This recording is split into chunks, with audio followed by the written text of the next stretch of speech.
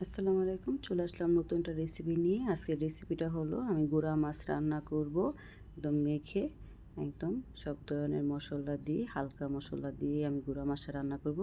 চলেন গুঁড়া মাছটা কীভাবে রান্না করে দেখাইতেছি। প্রথমে দিয়ে দিলাম আমি একটা আলু কুচি কুচি করে নিয়ে নিচ্ছি, আর দিয়ে দেবো পরিমাণ মতো পেঁয়াজ কুচি, আর দিয়ে দেব পরিমাণ মতো কটা কাঁচামরিচগুলো মাঝখান দিয়ে একটু ফেলে নিছি। দিয়ে দিলাম পরিমাণ মতো টমেটো, আর দিয়ে দিলাম পরিমাণ মতো লবণ, আর সব কিছু পরিমাণ বুঝে দিবেন। দিয়ে দিলাম হলুদের গুঁড়া, এবং দিয়ে দিলাম একটু জিরার গুঁড়া, এবং দিয়ে দিলাম একটু মরিচের গুঁড়া।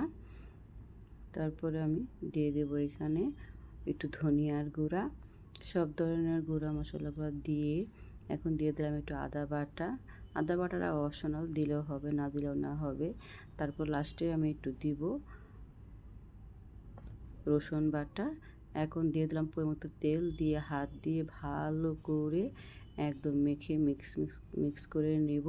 আর আমি কিন্তু সবসময় গুঁড়া মাছগুলো এবং হাত দিয়ে মিক্স করে রান্না করি, তাহলে যেন আমার কাছে মনে হয় স্বাদটা একটু বেশি হয়। তার জন্য এখন দিয়ে দিব যে মলা মাছটা কিন্তু ধুয়ে পরিষ্কার করে নিয়ে নিছি। আর মলা মাছ খাওয়া কিন্তু অনেক উপকার। আমি অনেক সময় মলা মাছ রান্না করি।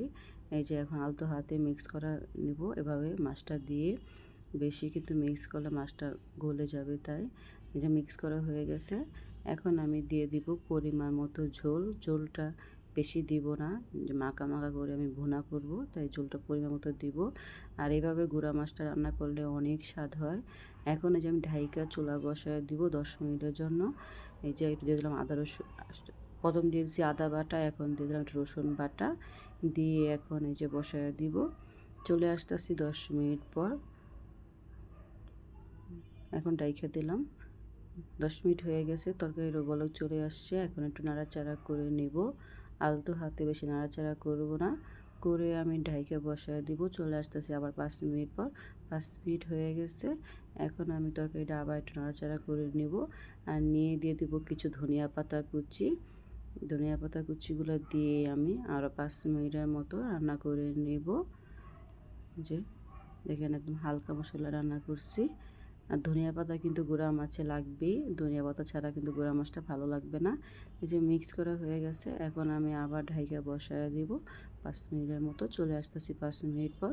5 মিনিট হয়ে গেছে, আমার তরকারিটা হয়ে গেছে। আমার গুঁড়া মাছের রেসিপিটা কেমন হয়েছে আমাকে জানাবেন। ভালো লাগলে লাইক এবং শেয়ার করে দিবেন, আর আমার কমেন্ট বক্সে জানাবেন। আর প্লিজ সবাই আমার চ্যানেলটাকে লাইক করে দিন। আসসালামু আলাইকুম, আল্লাহ হাফেজ।